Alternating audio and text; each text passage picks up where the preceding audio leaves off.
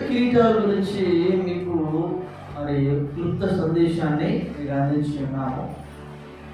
ఈ 7 కిరీటాలు ఒక ఎత్తు అయితే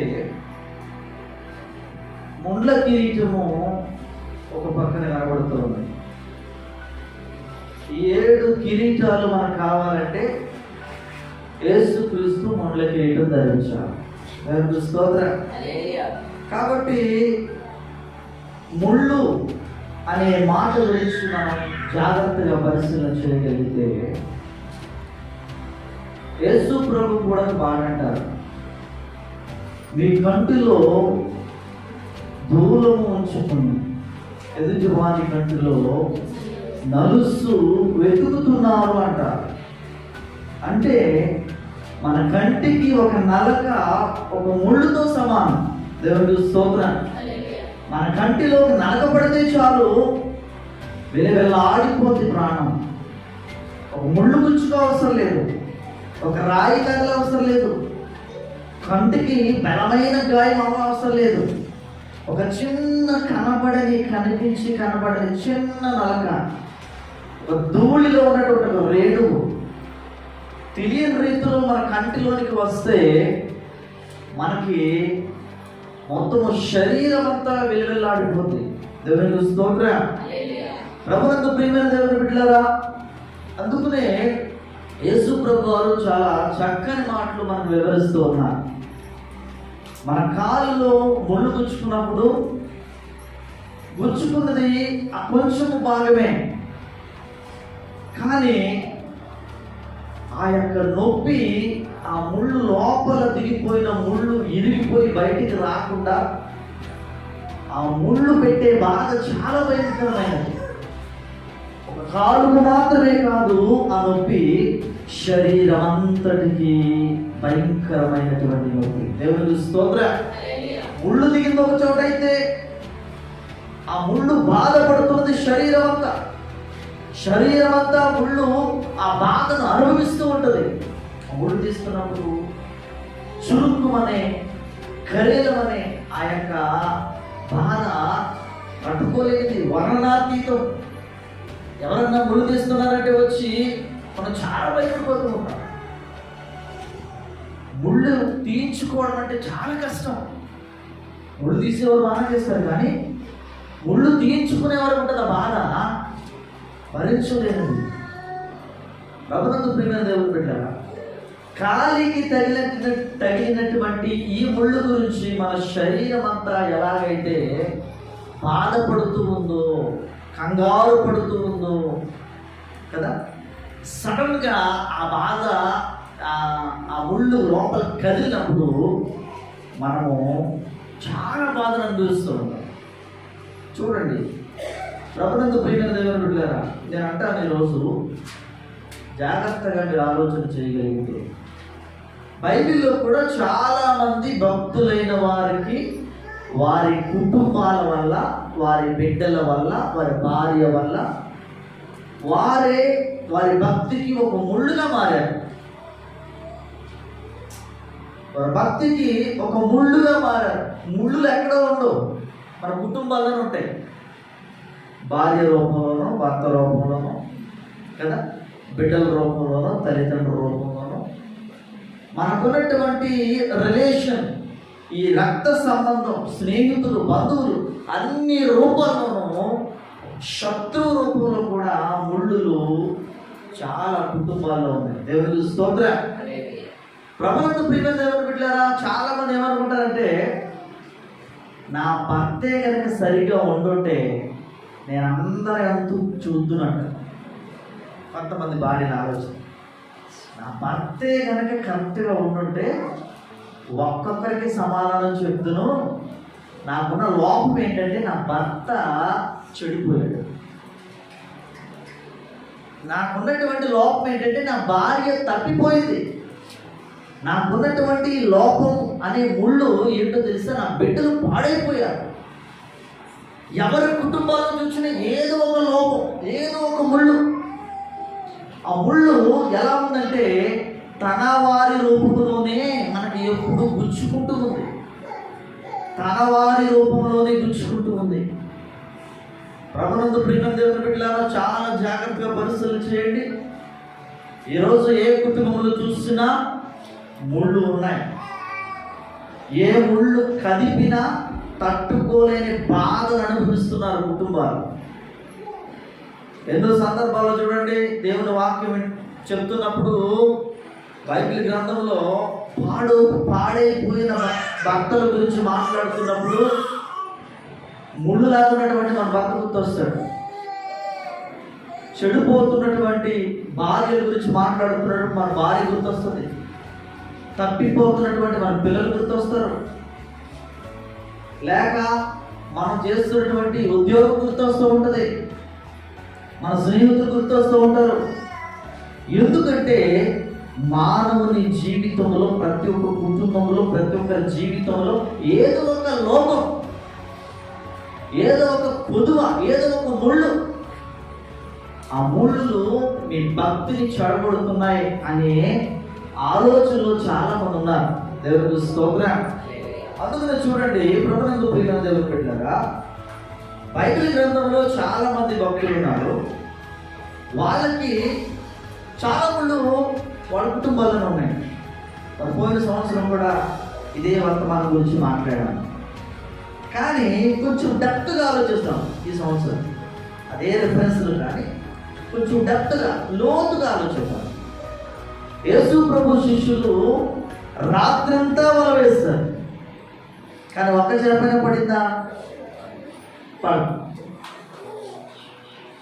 మళ్ళా అదే ప్రాంతంలో అదే శిష్యులు అదే వల యేసు ప్రభు ఉన్నప్పుడు వేస్తున్నారు.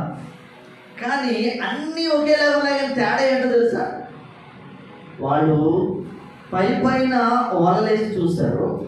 యేసు ప్రభు వచ్చి లోతులకు నడిపించండి అంటే, దేవుని స్తోత్రం, లోతులకు నడిపించండి అంటే ఆయన లోతుగా, అంటే ఎప్పుడు వినే వాక్యమే కదా అనుకుంటాం, కానీ కొంచెం లోతుగా ఆలోచిస్తే అందులో ఉన్న మర్మం ఏంటో మనకు అర్థమవుతుంది. ప్రభుత్వ ప్రియమైన దేవుని బిడ్డలారా, ప్రతి కుటుంబం కూడా ఏం ఆలోచిస్తుంది ఈరోజు? నా భర్త మారు మనసు పొందితే బాగుండేది, మాకున్న ఆ లోపము పోయింటే బాగుండేది, నాకున్నటువంటి వ్యసనము లేకుండా ఉంటే బాగుండేది. ఎంతమంది చేత మాట్లాడిపించుకుంటున్నాను, పరువు పోతుంది. ఎక్కడికి వెళ్ళినా ఇవే మాటలు, ఎక్కడికి వెళ్ళినా నన్ను హేళన చేస్తూ ఉన్నారు. ఎవరిని బట్టి? నా భర్తను బట్టి, నా భార్యను బట్టి, నా బిడ్డలను బట్టి, నా కుటుంబ సభ్యులను బట్టి, నా తల్లిదండ్రులను బట్టి, నా స్నేహితులను బట్టి, నాకు కలిగి ఉన్న వారిని బట్టి నన్ను అవమానపరుస్తూ ఉన్నారు. ఎంతకాలము ఈ అవమానము నేను పొందాలి? చాలా మంది ఏమనుకుంటారు తెలుసా? ఈ ముళ్ళు అనేది లేకపోతే బాగుంది కదా. ప్రభుత్వ ప్రియమైన దేవుని బిడ్డలారా, చాలా జాగ్రత్తగా గమనించండి. హన్న ఎక్కడికి వెళ్ళినా, హన్న కానీ శారా కానీ బైబిల్ గ్రంథంలో వీళ్ళకున్న ముళ్ళు ఏంటంటే, గుడ్రాలు అనే మాట ఒక ముళ్ళుగా ఉంది. ఈ రోజున నువ్వు గుడ్రాలు కావచ్చు, నీ కుటుంబంలో ఉన్న వారు పాడైపోవచ్చు, లేక నీకే ఏదో లోపం ఉండొచ్చు. ఎందుకు ఇవన్నీ ముళ్ళు దేవుడు పెట్టాడు అని ఆలోచన చేయాలి. ప్రతి కుటుంబంలో ఈ ముళ్ళు దేవుడు పెట్టినవే. దేవుడు అంటాడు కదా, గాయము కట్టువాడు నేనే, గాయపరచువాడు నేనే. గాయపరచువాడు నేనే అంటే ముళ్ళు పెట్టేవాడు నేనే. దేవునికి స్తోత్రం. చాలా మందికి ఆ ముళ్ళు ఎప్పుడైతే గుచ్చుకున్నప్పుడు, నొప్పి కలిగినప్పుడు, బాధ కలిగినప్పుడు చాలా మందికి ఏమనిపిస్తుందో తెలుసా?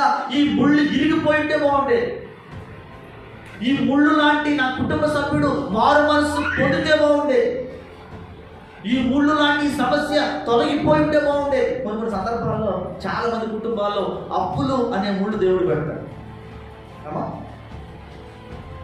చదువుకుంటున్న బిడ్డలకి ఫెయిల్ అయిపోతున్నారు అనే ముళ్ళు పెడతాడు. చాలా మంది కుటుంబాల్లో ఏదో ఒక ముళ్ళు కనబడుతుంది. చాలా మంది సందర్భాలు అంటూ ఉంటాయి కదా, అందరూ వస్తున్నారండి, మరి మీ భర్త ఎదురు రాలేదమ్మా అంటే ఆమెకు ఒక ముళ్ళుగా ఉంటుంది. ప్రార్థనగా ఒక ముళ్ళుగా గుచ్చుకుంటూ ఉంటుంది. ఎన్నిసార్లు పాస్టర్ గారి చేతి మాట అనిపించుకోవాలి నేను, ఎన్నిసార్లు అనిపించుకోవాలి నేను? ఎందుకు ప్రభువా, ఎందుకు ఇటువంటి జీవితాన్ని ఇచ్చావు? ఎందుకు ప్రభా ఇలాంటి భర్తనిచ్చావు, ఎందుకు ప్రభా ఇలాంటి భార్యనిచ్చావు, ఎందుకు ప్రభా ఇలాంటి బిడ్డలనిచ్చావు. చూడండి, కొంతమంది బిడ్డలు పిల్లలు లేరని ప్రార్థన చేస్తూ ఉంటే దేవుడు పిల్లలు ఇచ్చిన తర్వాత ఆ బిడ్డలు అంగవైకల్యంతో పుట్టడం కదా, సరైనటువంటి అవయవాలు లేక అవయవ లోపాలతో పుట్టడం. అవయవ లోపంతో పుట్టినటువంటి ఆ బిడ్డను చూసి అందరూ వచ్చి చూస్తూ ఉంటే అది ఒక ముళ్ళు, ఒక నరకంలా ఉంటుంది. ఇలాంటి బిడ్డ పుట్టాడేంటి, అసలు ఎంత యాతన ఉంటుందో. ఆ బిడ్డను బయటకు తీసుకెళ్లాలన్న బాధే. చూడండి, మాకు తెలిసిన మా ఊర్లో ఒక నాకు అన్నయ్య అవుతాడు, హైదరాబాద్ నుంచి సెటిల్ అయ్యాడు. ఆయన ఎప్పుడు కూడా అత్తవారింటికి ఎక్కి వెళ్తూ ఉంటాడు. పెళ్ళైన కొత్తలో ఒక్కసారి 2 సార్లు తన భర్తని ఇంటికి తీసుకొచ్చుంటాడు, అదైనా రాత్రి సమయంలో. దేవుని స్తోత్రం. మిగతా టైంలో పగటి సమయంలో ఎప్పుడు కూడా ఆ యొక్క భార్యను ఏ ఫంక్షన్కి కానీ, ఏ పెళ్లికి కానీ, ఏ మంచి సందర్భానికి కానీ తీసుకెళ్ళలేదు. ఎందుకని తీసుకెళ్ళలేదు అని మేము ఎప్పుడు అడగలేదు. కానీ మేము తెలుసుకున్న విషయం ఏంటంటే, ఆ భార్య ఎక్కడికి వెళ్ళినా తన పక్కన అంత వికారంగా కనబడుతుంది. చాలా నల్లగా, చూడడానికి చాలా అసహ్యంగా ఉండడం వల్ల ఎక్కడికి తీసుకువెళ్ళినా తనకి అవమానమే జరుగుతుందన్నట్లుగా, ఎక్కడికి తీసుకుని వెళ్ళినా తన పరువు పోతుందన్నట్లుగా. నీ వల్లే నా పరువు, కొన్ని సార్లు అంటూ ఉంటాయి, నీ వల్లే నా పరువు పోతుంది. నువ్వెక్కడ, నేనెక్కడ, నా పక్కన ఉండే ఎందుకని పనికి వస్తావు కదా, నీ వల్లే, నీకున్న లోపం వల్లే. మరి ఎందుకు పెట్టాడంటారు దేవుడు కదా. కొంతమంది చూడండి, అందమైన భార్యలు ఉంటారు, నల్లగా ఉంటాడు భార్య భర్త, తన భర్తలేమో అందంగా ఉంటారు. ఈ భార్య ఏమో కనపడడానికి మంచిగా ఉండదు, చూడడానికి మంచిగా ఉండదు. ఎందుకు పెట్టాడంటారు? ఇక్కడ ఎవరైనా సమానం ఉన్నవాడు ఉన్నారు? ఏదో ఒక లోపం, వ్యత్యాసం. ప్రభుత్వ ప్రేమ దేవుని బిడ్డలారా, మనం ఎక్కువ శాతం స్త్రీలైన వారిని మాత్రమే కదా కొంచెం చూడటానికి కనబడే వారిగా ఉంటారు. ఎక్కువ శాతం పురుషులు అందవికారంగానే ఉంటారు. దేవుని స్తోత్రం. చాలా కుటుంబాలు చూడండి, ఒకరు అట్టుంటారు, ఒకరు ఇట్టుంటారు, కానీ వాళ్ళ సంసారం చాలా సంతోషం ఉంటుంది, హ్యాపీ ఉంటుంది, చాలా చక్కగా బ్రతుకుతారు. కానీ ఎక్కడికైనా బయటికి వెళ్ళాలంటే కలిసి వెళ్ళడానికి ఇష్టపడరు. పెళ్ళయిన తర్వాత వాళ్ళకి తగ్గ జోడీ తీసుకెళ్తారు, వాళ్ళకి తగ్గ జోడీతో ఉంటారు. ఇది ఎక్కడదో దేవుని స్తోత్రం కదా. మరి పెళ్ళిళ్ళు చేసుకోవడం ఎందుకు నాకు అర్థం కాదు. మళ్ళా పైగా అంటున్నారు, ఆ వ్యక్తినే కనుక నేను పెళ్లి చేసుకుంటుంటే ఎంత బాగుండేదో. పెళ్లికి ముందు ఎన్నో సంబంధాలు వస్తాం, పెళ్లికి ముందు ఎన్నో రకాలుగా కదా, అందమైన వాళ్ళు, సౌందర్యవంతులు, డబ్బున్న వాళ్ళు కదా, ఐశ్వర్యవంతులు, ఇలాంటి సంబంధాలు వచ్చినప్పుడు ఏదైనా గొడవ వచ్చినప్పుడు అంటే ఆమె చేసుకుంటే బాగుండేది కదా, ఆమెని చేసుకుంటే బాగుండేది, ఎంత బాగుండేది నా లైఫ్. దేవుడు చేసుకుని వస్తాడా? చేసుకునేవాడు కదా. నీకు ఎందుకు ముడిపెట్టాడు ఈ ముళ్ళుతో? ఈ ముళ్ళు లాంటి భర్తతో నీకు ఎందుకు ముడిపెట్టాడు? ఈ ముళ్ళు లాంటి భార్యతో నీకు ఎందుకు ముడిపెట్టాడు? పడలేక ఎందుకు ముడిపెట్టాడంటారు? ప్రభునందు ప్రియమైన దేవుని బిడ్డలారా, దేవుని సంకల్పం ఉన్నది, దేవుని ఉద్దేశం ఉన్నది, దేవుని ప్రణాళిక ఉన్నది. జస్తా గారు భయపడదు. ఏమన్నా మీ ఆయనకి ఏం లోపలేదు, మంచివాడు కదా, మరి ఎందుకు అవుతుందా? ధైర్యంగా ఉంటారు. అయ్యగారు మేము అలాంటి, మా ఆయన అలాంటి కదా. దేవుని స్తోత్రం. ఈరోజు మాకు తెలియనటువంటి ముళ్ళు కుటుంబాల్లో ఎన్నో జరుగుతూ ఉంటాయి, మనకు తెలియనటువంటి ఎన్నో జరుగుతాయి. ఇక్కడ మాత్రం మనం మంచిగా ఉంటాం మనం, కానీ కొన్ని సందర్భాల్లో పాస్టర్ అమ్మాయి కూడా చాలా బాధపడతాను. నేను చాలా బాధపడుతూ ఉంటాను. అడగండి తర్వాత వెళ్ళిందని ఎంత బాధ పెడతానో దేవుడికి మహిమ కలిగిన కాక నన్ను కూడా అంత బాధపడుతుంది. దేవుడికి స్తోత్రం కదా. ఈ బాధ ఏమవుతుందంటే సంతోషాన్ని ఇస్తుంది. దేవుడికి మహిమ కలిగిన కాక కొంచెం అర్థం చేసుకుంటే, బాధ పెట్టని భక్తుడు, బాధ పెట్టని భార్యుడు, కానీ కొంచెం అర్థం చేసుకుంటే తర్వాత వచ్చే సంతోషం చాలా గొప్పగా ఉంటుంది. బాధ అనేది కొన్ని నిమిషాలే, ఎక్కువగా మనం అది పొడిగించామనుకోండి ఇక ఆ ముళ్ళు గుచ్చుకుని రక్తం వచ్చేసేలా అయిపోతుంది. దేవుని స్తోత్రం, హల్లెలూయా. చాలా జాగ్రత్తగా గమనించినట్లయితే ఈ రోజున ప్రతి కుటుంబంలో ఏదో ఒక రూపంలో ప్రతిరోజు నిన్ను వ్యాధులను గురి చేస్తున్న ఆ ముళ్ళేంటి, ఎందుకు పెట్టాడు, కారణం ఏంటి? మనం అనుకుంటూ ఉంటాం, ఎలాంటి వాడు, ఎలాంటి భార్య లేక ఎలాంటి బిడ్డలు పుట్టకపోతే బాగుండేది కదా. చాలా సందర్భాలు అంటూ ఉంటాయి కదా, వీడు ఎలాంటి వాడు అవుతాడని తెలుసుంటే ఆ పురుట్లోనే గొంతులు చంపేసేదాన్ని అంట. మరి ఇలాంటి వాడు అవ్వడానికి కారణం ఎవరు? ఇలాంటి వాడు ఎందుకు అయ్యాడు? మరి పుట్టుకతోనే ఎలాగవుతాడని నీకేమో తెలుసా? మనం ఏమైనా ఊహించుకున్నామా? కదా, ఊహించుకున్నామా? చెప్పండి. దేవుడికి మహిమ కలుగును గాక, దేవుడికి స్తోత్రం కలుగును గాక. ఈ రోజున అన్ని రకాలుగా ఆలోచించి కదా, అన్ని రకాలుగా ఆలోచించి పెళ్ళికి ముందే అర్థం చేసుకుని ప్రేమించుకుని చక్కగా అలాంటి వాళ్ళే ఈ రోజున సంతోషం ఉండలేకపోతున్నారు. దేవుని స్తోత్రం. ప్రేమించి పెళ్లి చేసుకుని కదా, అన్ని రకాలుగా హైటు వెయిట్ అన్ని చూసుకుని అయినప్పటికీ కూడా వాళ్ళ కుటుంబాలు సరిగా లేవు. ఈ రోజున చూడండి, కొంతమంది మేనమామలకి ఇచ్చి పెళ్లి చేస్తూ ఉంటారు. ఆయన వయసు ఏమో 35 ఉంటాయి, ఈవిడ వయసు ఏమో 20 ఉంటాయి. దేవుడికి స్తోత్రం. కానీ ఎంత అడ్జస్ట్ అవుతూ ఉంటారు, ఎంత అడ్జస్ట్మెంట్ ఉంటుంది. వయసుతో పని లేదు కదా, వయసుతో పని లేదు. దేవుడు వారి ఇరువురు మధ్య ఏం చేస్తాడంటే వివాహ బంధాన్ని ఏర్పాటు చేస్తాడు. వివాహము దేవుడు ఏర్పాటు చేసినటువంటి ఘనమైన కార్యం. దేవుడికి స్తోత్రం. అదొకసారి షాపులు మొత్తం తీసుకుని వచ్చేది.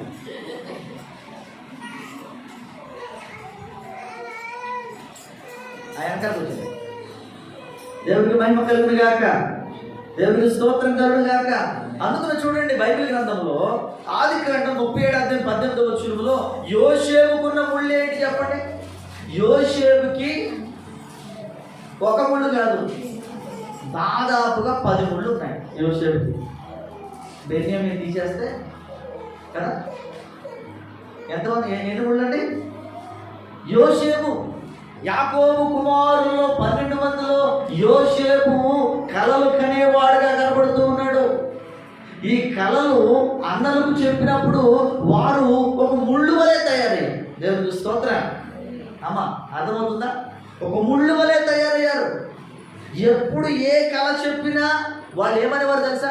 ఎటకారంగా, అరే నువ్వెంత, నీ బ్రతుకెంత, మేము నీ కాళ్ళకు మొక్కాలా, ఏం మాట్లాడుతున్నావు, మాకంటే చిన్నోడివి, పైగా మన తండ్రి నిన్నే ప్రేమిస్తాడు ఏంటి అర్థం కాదు నాకు. మేము ఎంత చేసినా మమ్మల్ని ప్రేమించడు, నువ్వు ఏ పని చేయకపోతే నిన్నే ప్రేమిస్తాడు ఏంటిది, నువ్వెప్పుడు చేస్తావురా, నేను చంపేయడానికి ముళ్ళులాగా తయారయ్యారు ఈ 10 మంది అన్నలు కూడా. చాలా జాగ్రత్తగా గమనించండి. యోసేపు ఎప్పుడు కూడా సూటి పోటీ మాట్లాడారు, చివరికి చంపేద్దాం అనుకున్నారు కూడా. దేవుని స్తోత్రం. అందులో ఒక అన్న చంపొద్దు, అమ్మేద్దాం, ఎక్కడో చోట బ్రతుకుంటాడా, పాపం మనకేంటని కదా ఇస్మాయేలీలైన వారికి అమ్మి వేసినట్లుగా మనం చూస్తూ ఉంటాం. నిజంగా నేను అంటాను చూడండి అమ్మ, అందరిలో చూడాలి, జాగ్రత్తగా గమనించండి. యోసేపుకి గనక 10 ముళ్ళులు లేకపోతే, ఈ అన్నలు ముళ్ళులుగా మారకపోతే సపోర్ట్ చేస్తున్నారు అనుకుందాం కదా అమ్మ, జాగ్రత్తగా ఆలోచించండి. సపోర్ట్ చేస్తున్నారు అనుకుందాం. ఇప్పుడు అమ్మేయవలసిన అవసరం వస్తుందా? అమ్మేయవలసిన అవసరము వస్తుందా? రాదు. అలాగ అమ్ముడు అవ్వకపోతే యోసేపు ఐగుప్తు వెళ్తాడా? వెళ్ళడు. ఐగుప్తు వెళ్ళకపోతే ఎలాగ ఈ కనాన్లో ఏమొస్తుంది? కరువు వస్తుంది. ఐగుప్తులో యోసేపు లేకపోయినా ఎవరో ఒకరు ఉంటారు. దేవుని స్తోత్రం. ఎవరో ఒకరు ఉంటారు, అక్కడ ధాన్యం ఉంటుంది కదా. ఇదే ప్లేస్లో చూడండి, అక్కడ యోసేపు లేకుండా వీళ్ళ ధాన్యానికి వెళితే వీళ్ళని ఎవడు పట్టించుకుంటాడు? వీళ్ళ బ్రతుకు ఏంటి, వీళ్ళ ఆలోచన ఏంటి? జాగ్రత్తగా ఆలోచన చేద్దాం. ప్రభుత్వ ప్రియమైన దేవుని బిడ్డలారా, అదంతా కూడా యోసేపుకు మేలే జరిగింది. దేవుని స్తోత్రం. నీ కుటుంబంలో ముళ్ళు ఉండడం నీకు మేలే, సంఘంలో ముళ్ళు లాంటి వారు ఉండడం మనకు మేలే. దేవుని స్తోత్రం. చాలా మంది అంటారు కదా సంఘం, అరే చీడ పురుగు అండి అంటారు, ఆనబోతారు, తీసేయండి లిస్టులో. చీడ పురుగు వాడు, ఆ చీడ పురుగు ఉండడం వల్ల మన ఆత్మీయ జీవితానికి ఆటంకం. ఏదో పెద్ద పరిశుద్ధులాగా మాట్లాడతాం కదా, అసలు కొంచెం కూడా ఏమి పాపం చేయలేదు అన్నట్లుగా. ఏమో రిసెప్ట్ చేయదు, టీనేజ్ పెట్టాం ఆపే అందరూ పడుకున్న తర్వాత పెట్టుకుంటాం మరి. దేవుడి స్తోత్రం. ఎవరు చూడలేదని పెట్టుకుంటారు, కానీ అందరూ ఉన్నప్పుడు మాత్రం ఓవర్ యాక్షన్ చేస్తూ ఉంటారు కొన్ని సందర్భాలు. ఏమంటే టీవీ ఆపేసి చూడలేనట్టుగా. దేవుడి స్తోత్రం. ప్రభుత్వ ప్రియమైన దేవుని బిడ్డలు చాలా జాగ్రత్తగా గమనించండి. నీ కుటుంబంలో ఉన్న లోపం, ముళ్ళు ఎందుకు దేవుడు పెట్టాడు తెలుసా? నీ భక్తి జీవితాన్ని మెరుగుపరచడానికి, నీ భక్తి జీవితాన్ని రోజు రోజుకి ముందుకు తీసుకెళ్ళడానికి. నిజంగా చూడండి, కుటుంబంలో ఇలాంటి ముళ్ళు లేకపోతే మన భక్తి ఎప్పుడో నాశనం అయిపోయింది. దేవుని స్తోత్ర కదా, ఎప్పుడో నాశనం అయిపోయింది. సంఘం ఎప్పుడో నాశనం అయిపోయింది. ఇలాంటి ముళ్ళు లాంటి వారు సంఘంలో లేకపోతే, లేక కుటుంబంలో లేకపోతే, నీ జీవితంలో లేకపోతే, అసలు ముళ్ళు అనేది ఒక క్యారెక్టర్ నీ జీవితంలో లేకపోతే నీవు ఎవ్వడ మాట వినవు. దేవుడు స్తోత్ర. దేవుడు ఏం చేస్తాడు తెలుసా? నీ వాళ్ళ చేతే ఒక డ్రాట్ వేస్తాడు ప్రభు, నీ మాటల చేతే కదా. ఎంతసేపు అంటూ ఉంటారు కదా, ఏమనంటే మా అత్తగారండి అస్సలు చూడవద్దండి, దేవుడికి పని ఒక్కరు. మా కోడలండి నా మాట ఏందండి. ఎందుకు పెట్టాడు కోడలే? నీ భక్తి పాడైపోకుండా ఉండడానికి నీ కోడలు నీకు వ్యతిరేకంగా ఉంచాడు. దేవుడికి స్తోత్ర. అలా ఉన్నప్పుడు నువ్వు ఎక్కడికి వస్తావు? నీ కోడలు ఇద్దరు ఒకటి అయిపోయారు, ఎక్కడికి వెళ్తారు? షాపింగ్కి వెళ్తారు. దేవుడితో పని లేదు. అలాగని మొత్తం సర్వనాశం చేయడు దేవుడు కదా. ఏదో కొంచెం సేపు ఆ ముళ్ళు ఎందుకు పెట్టాడు తెలుసా? నీ భక్తి మర్చిపోయావేమో, నీ భక్తి జీవితాన్ని మర్చిపోయావు. ఓ కోడలా, ఓ అత్తగారు జాగ్రత్త. ఈ రోజున మా అందరి కుటుంబాల్లో ఓ భార్యగా, ఓ భర్తగా ఎందుకు ముళ్ళు కలిగి ఉన్నామో తెలుసా? గుడ్రాలు ఎందుకు పిలవబడుతున్నా తెలుసా? అప్పులు పోలే ఎందుకు అయిపోయావో తెలుసా? అందరి చేత ఎందుకు మాటలు పడుతున్నావో తెలుసా? నీ భక్తిని ఎక్కడ మర్చిపోతావని దేవుడు అప్పుడప్పుడు నిన్ను అలా చేయడానికి ఏదో ఒక రూపంలో ముళ్ళు పంపిస్తూనే ఉన్నాడు. నువ్వు అర్థం చేసుకుంటలేదంటే. దేవుని స్తోత్రం. అందులో ఎటువంటి లాజిక్ లేవు. చూడండి, నువ్వు అర్థం చేసుకోవడానికి ఆ ముళ్ళు పెడుతున్నాడు. నువ్వు అర్థం చేసుకోవాలి, ఆ ముళ్ళే వద్దు అనుకోకూడదు. నువ్వు అర్థం చేసుకుని సరిచేయబడి మరలా దేవుడి దగ్గరికి వచ్చినప్పుడు ఆ ముళ్ళే లేకుండా చేస్తాడు. దేవుడి స్తోత్రం. ఆ ముళ్ళు గుచ్చుకుని నీకు బాధ లేకుండా చేస్తాడు. అందుకని చూడండి, యోసేపు కనుక అన్నలు ఆ విధముగా యోసేపుని అసహ్యంగా చూడకపోతే, ముళ్ళులా మారి ఉండకపోతే యోసేపు ఎక్కడ ఉండేవాడు కాదు? ఐగుప్తు దేశంలో ప్రధానమంత్రి స్థానంలో ఉండేవాడు కాదు. ఇప్పుడు యోసేపు అభివృద్ధికి కారణం ఎవరు చెప్పండి? దేవునికి స్తోత్రం.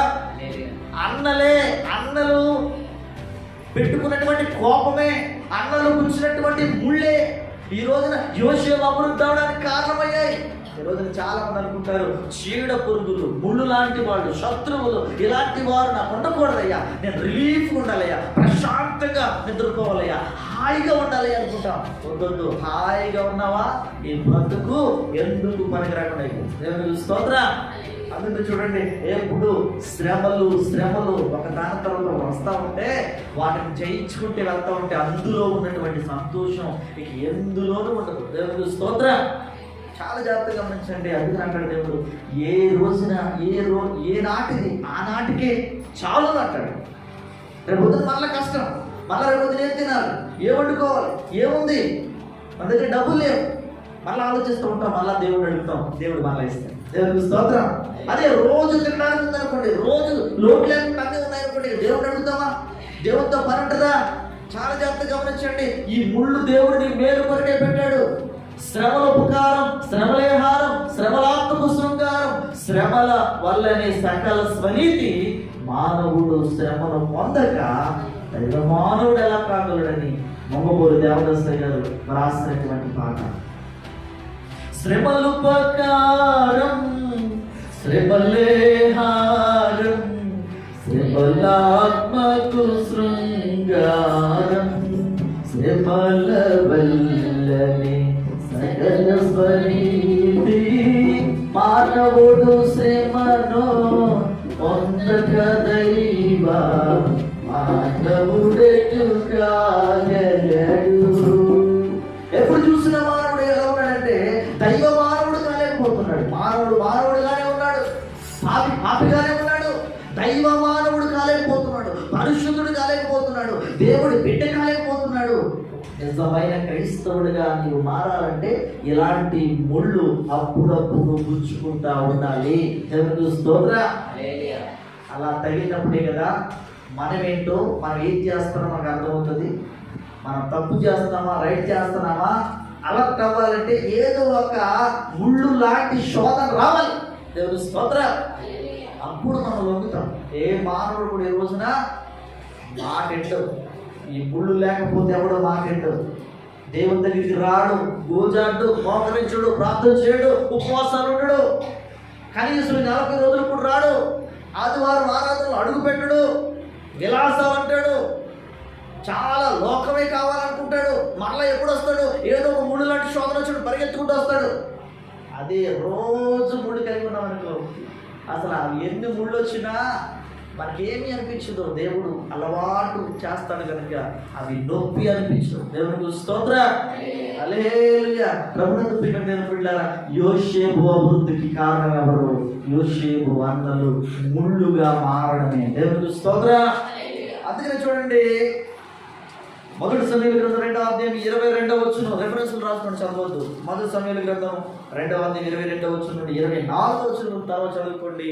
ఇక్కడ ఏలీ అనే ఒక దైవజనుడు ఉన్నాడు. 1 సమూయేలు గ్రంథం 2వ అధ్యాయం 22వ వచనం నుండి 24వ వచనం వరకు రాసుకున్నారా?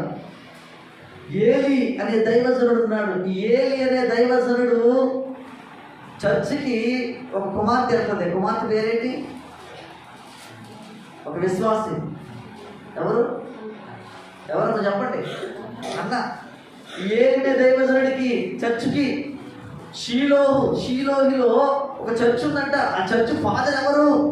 ఏలీ అనే దైవజనుడు చర్చ్ నడిపిస్తున్నాడు. ఆ దైవజనుడికి 2 కొడుకులు ఉన్నారు. 2 కొడుకుల వల్ల దైవజనుడికి ఎప్పుడు కూడా శ్రమే, ఎప్పుడు కూడా శోధన, ఎప్పుడు కూడా ముళ్ళే.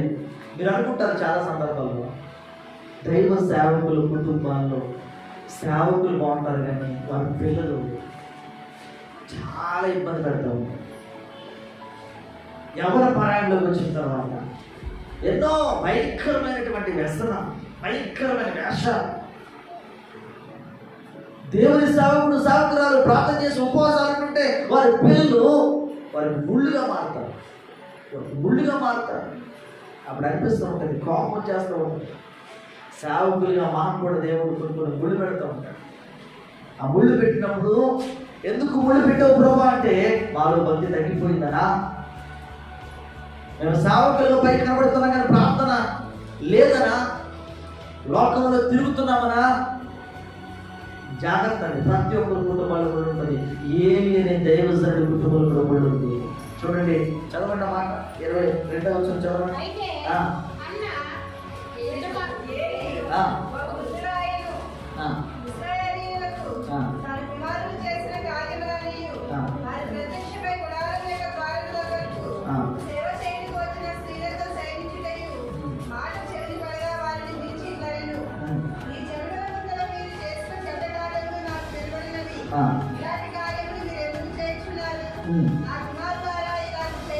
చూస్తారు చాలా మంది అంటారు కదా, మా పాస్టర్ గారు ఆ పిల్లలకి చెప్పరు కానీ వాళ్ళు చెప్పుకుంటారు, మా పిల్లలు చెప్తున్నారండి, మా పిల్లలకి బోధిస్తున్నాడండి, వాళ్ళ పిల్లలకు మాత్రం ఏం బోధించడండి. ఏ సేవకుడిని కూడా తన పిల్లలకి చెప్పకుండా పరాయి పిల్లలకి చెప్పడు, పరాయి పిల్లల్ని బోధించడు, ముందు తన పిల్లలు చెప్పుకుంటాడు. నిజమైన సేవకుడైతే తన పిల్లల ముందు సరి చేసుకుంటాడు, పిల్లల్ని గద్దిస్తాడు, మందలిస్తాడు, కొడతాడు, సరి చేస్తాడు, తర్వాత ఇద్దరు పిల్లల గురించి పట్టించుకుంటాడు. చాలా జాగ్రత్త అండి. ఈ రోజున ఎక్కువగా జరుగుతున్న గలిబిలు ఎక్కడో కాదు, సేవకుని కుటుంబంలో జరుగుతుంది. పిల్లల రూపంలో ముళ్ళు గుచ్చుకుని ఆ సేవకుడు ఆ యొక్క సేవ జీవితంలో ఏదో ఒక లోటు, ఇలాంటి పిల్లలు దేవుడు ఎందుకు ఇచ్చాడా అనిపిస్తూ ఉంటుంది. నిజానికి ఎందుకు ఇచ్చాడో తెలుసా? ఈ రోజున ఆ సేవకుడు బలపరచబడ్డానికి. దేవునికి స్తోత్రం. ఆ సేవకుడికి ఆ ముళ్ళు ఎలా మారిందో తెలుసా? తన భక్తి జీవితాన్ని చెడగొట్టేగా మారి అనుకున్నాడు. అలా అనుకుంటే నిజంగానే చెడిపోతాం. కానీ ఆ ముళ్ళును ఎలా సరి చేయాలో, ఆ ముళ్ళు బాధను తట్టుకుని దేవునికి ఎలా మొరపెట్టాలో, తన బిడ్డలు ఎలా సరి చేసుకోవాలో తెలిసిన వాడే నిజమైన సేవకుడు. దేవుని స్తోత్రం. ఈరోజు ప్రతి సేవకుడు ఎలాగైతే తన బిడ్డలు గట్టిస్తూ ఉన్నాడు, విశ్వాసులైన మీరు కూడా మందలించాలి, గట్టించాలి. మన పిల్లలు ఎలా తప్పు చేసావా, అలా చేయకమ్మా, మన బాధ్యతగా మనం చెప్పుకోవాలి. వాడు వినలేదా, దేవుడు చూసుకుంటాడు. దేవుని స్తోత్రం. వినకపోయినా మన బాధ్యత ఏమిటి, పిల్లలకు చెప్పడం. ఈ రోజున మన పిల్లలు ఏది చేసినా అది గొప్పే.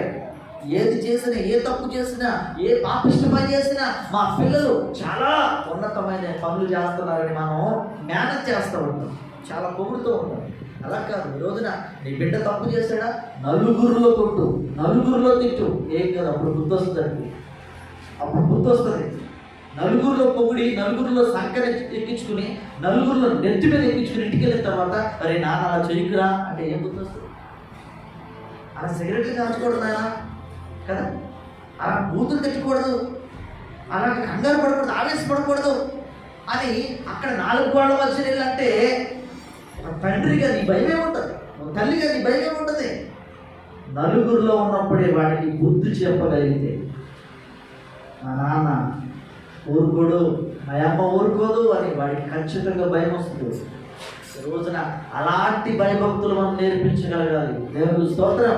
చిన్న వయస్సు నుండి వారికి అటువంటి భయభక్తులు నేర్పించగలిగితే ఏలి ఎంత దుఃఖపడుతాడో చూసారా, ఏలి ఎంత బాధపడతాడో చూసారా. ఏలి మందలించడం మాత్రం మందలించాడు, చాలా జాగ్రత్తగా గమనించాడు. ఏలి జీవితం భక్తిమయమై అయిపోయినప్పటికీ కూడా తన బిడ్డల విషయంలో ఆ ముళ్ళుగానే ఉండిపోయింది. దేవుని స్తోత్రం. చాలా భయంకరమైన చావు చచ్చిపోయాడు. దేవుని శాపాన్ని గుర్తించుకున్నాడు. ఎందుకు? తండ్రి మాటను వినలేదు. తండ్రి మాటను వినకపోతే ఆ బిడ్డల జీవితాలు ఏమైపోతుంది తెలుసా? ఏలి పిల్లలు ఎలాగైతే భయంకరమైన చావు చచ్చిపోయారు, అలాంటి భయంకరమైన స్థితిలో వెళ్ళిపోతారు తల్లిదండ్రులు మాట్లాడకపోతే. అందుకు నేను అంటాడు, ఏలి ఉన్నటువంటి ముళ్ళు తన బిడ్డలు. దేవుని స్తోత్రం. చూడండి, యోబు గ్రంథం 2:9 కూడా యోబు భార్య యోబుకి ముళ్ళుగా మారింది. దేవునికి మహిమ కలుగును గాక. నిజానికి యోబు భార్య యోబుకి ముళ్ళుగా మారింది. కుటుంబంలో ఏ ముళ్ళు లేదనుకున్నాడు యోబు. బిడ్డల వల్ల ఏ ప్రాబ్లం లేదు, ఆస్తిపాస్తుల వల్ల ఏ ప్రాబ్లం లేదు, పరివారం వల్ల ఏ నష్టం లేదు, స్నేహితుల వల్ల ఎవ్వరి వల్ల ఏ ప్రాబ్లం లేదు. ఇదేంటిది? నా భార్య, నన్ను కట్టుకున్న భార్య, నేను నమ్ముకున్న నా భార్య ఏంటి నా ముళ్ళులాగా మారింది. నిజంగా చూడండి, ఆ ముళ్ళు కూడా లేకపోతే ఏమంటున్నాడు చూడండి. 2:9 అతని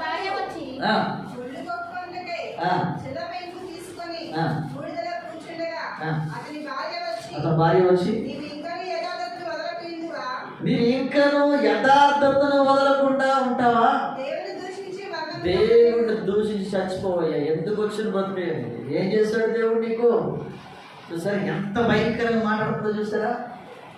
ఈ మాటలకే ఆయనకి ముళ్ళు గుచ్చుకుని నొప్పి బాధ రవచ్చి ఏం చేయాలి? ఇలాంటి ముళ్ళు ఉండకూడదు అని తన భార్య మీద పడి చంపాలి, కొట్టాలి కదా. చాలా భయంకరమైనటువంటి పరిస్థితులు ఏర్పడాలి. కానీ ఏం చేశాడు? ఎలా మేనేజ్ చేయాలో చూసుకోండి. ఆ ముళ్ళును ఎలాగ దేవుడే పెట్టాడు, దేవుడు ఎలా తీసేయాలో అటువంటి వినయ విధేయతలు, తగ్గింపు, ఓర్పు మనలో ఉన్నట్లయితే యోగులాగా నిజంగా ఎలా పోగొట్టుకున్నా వాళ్ళు వచ్చేస్తారు. దేవుని స్తోత్రం. ఎలా పోగొట్టుకున్నావు తిరిగి అలా ఇచ్చేస్తాడు దేవుడు. యోబు జీవితంలో కూడా అంతే. కొంచెం ఆలోచించాడు జాగ్రత్తగా. ఎందుకు అలా మాట్లాడుతున్నావు? నువ్వు నాకు ముళ్ళులాగా నువ్వు మారవు, చాలా సంతోషం. నీవు కనుక నాకు ముళ్ళులాగా మారి ఉండకపోతే దేవుని గొప్పతనం గురించి నేను చెప్పి ఉండేవాడిని కాదు. దేవుని స్తోత్రం. దేవుని గొప్పతనం గురించి నేను సాతాను గారి దగ్గర చెప్పి ఉండేవాడే కాదు. అంత గొప్పగా దేవుణ్ణి గర్వపరిచి ఉండేవాడే కాదు.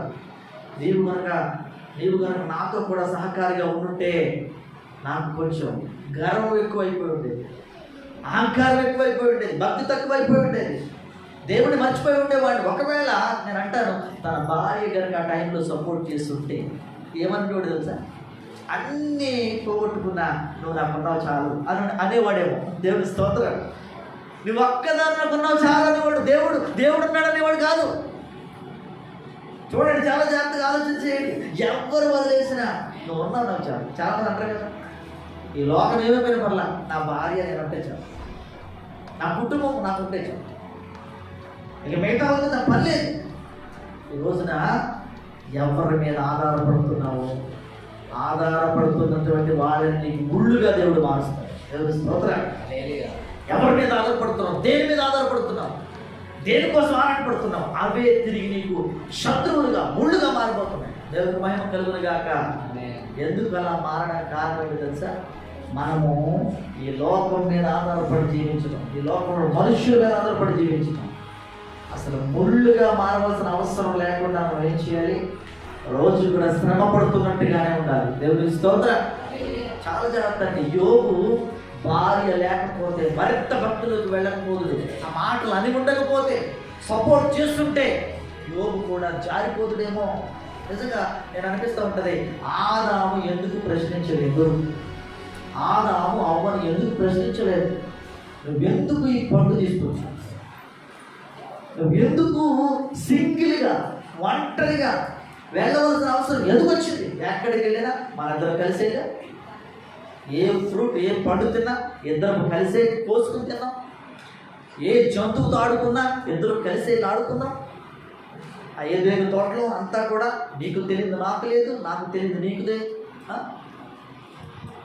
మనందరికీ సీక్రెట్స్ లేవు కదా, మరి ఎందుకు ఇలా చేస్తావు అని ఒక ప్రశ్న వేయలేకపోయాడు. ఏమనుకున్నాడు తెలుసా? ఏదైనా తోటలో కనీసం నీవు నాకు తోడుగా ఉన్నావు. చూసారా? ప్రేమ, ఆ మైకం, ఆ మత్తు, ఆ గర్వం, అందులో మునిగిపోయాడు. ఇక దేవుడు ఉన్నాడు సంగతిలో మర్చిపోయాడు. తింటున్నది ఏంటో కూడా, ఏమి ఇచ్చిందో, ఏం తింటున్నాడో, ఎలాంటి స్థితిలో ఉన్నాడో ఏమి ఆలోచించట్లేదు. ఇక ఆ యొక్క ఆ మాయలో ఉండిపోయాడు. దేవుడికి మహిమ కలుగునుగా. ఖచ్చితంగా ప్రశ్నించి ఉండుంటే ఆదాముకు ముళ్ళు అవ్వే, ఆదాముకు ముళ్ళు అవ్వే. కానీ ఆదాము తన భక్తి జీవితాన్ని కాపాడుకోలేకపోయాడు. దేవుని స్తోత్రం. ఓ అమ్మా, నువ్వు ఎలాంటి దయమైనా అవ్వచ్చు, నేను మాత్రం స్ట్రాంగ్గా ఉంటాను. దేవుని చేతి ద్వారా స్వయంగా చేయబడ్డాను. నీవు నాలో నుంచి వచ్చావు, కానీ నేను దేవుని చేతితో చేయబడ్డాను అని స్ట్రాంగ్గా చెప్పుకుంటే బాగుండేది. కానీ ఆదాము అనలేదు. ఏమన్నా తెలుసా? నా ఎముకలలో ఎముక, నా మాంసంలో మాంసము కదా, ఇది నరుల్లో నుంచి చేయబడింది కనుక నాది నాది అన్నట్టుగా ఎంత చక్కగా మాట్లాడుతారు చూసారా? అంటే దేవుడిని పక్కన పెట్టినట్లుగా. దేవుడికి లేడు. ఇప్పుడు ఎవరున్నారు ఎదురుగా? అవ్వమేముంది, నా భార్య ఉంది. చాలా జాగ్రత్త. ప్రభునందు ప్రియమైన దేవుని బిడ్డలారా, యోబు తన భార్య ముళ్ళుగా మారినప్పుడు తన భార్యను ఏమాత్రం కూడా తన భార్య మీద ఆధారపడలేదు. ముళ్ళుగా మారినప్పుడు ఆ ముళ్ళు బాధను భరించి జాగ్రత్తగా ఆలోచన చేసుకున్నాడు. కానీ ఆదాము అలా కాదు. తన భార్య ముళ్ళుగా మారినప్పుడు చూడండి, ఆ పాపపు జీవితంలో వెళ్ళిపోయాడు. దేవుని స్తోత్రం. అందుకునే చాలా జాగ్రత్తగా గమనించండి. కొన్ని సందర్భాల్లో మనకున్న భార్యలే మన వీక్నెస్, మనకున్న భర్తలే మన వీక్నెస్, మన పిల్లలే మన వీక్నెస్. చాలా జాగ్రత్త. ఎక్కడికి వెళ్ళి ఏదో ఒక వీక్నెస్, ఏదో ఒక లోపం, ఏదో ఒక ముళ్ళు ఉంటుంది, అది నీ మేలు కొరకే అని మనం అర్థం చేసుకోవాలి. దేవుని స్తోత్రం. తర్వాత చూద్దాం. దానియేలు గ్రంథం 6వ అధ్యాయం 4 వచ్చి చదవండి, ముగించేస్తాను.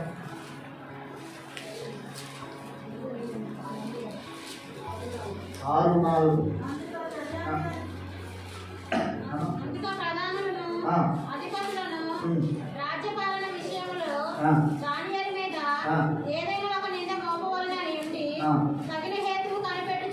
దేవుడికి మహిమ కలుగునుగాక. దానియేలు కూడా ఒక అధిపతిగా కనబడుతూ ఉన్నాడు. దానియేలుతో పాటు ఇద్దరిని ఆ యొక్క రాజు నియమించాడు. ఆ ఇద్దరికి కూడా దానియేలు మీద కోపం ఉంది, అసూయ ఉంది. ఎప్పుడు కూడా ముళ్ళు గుచ్చుతూనే ఉండేవాడు.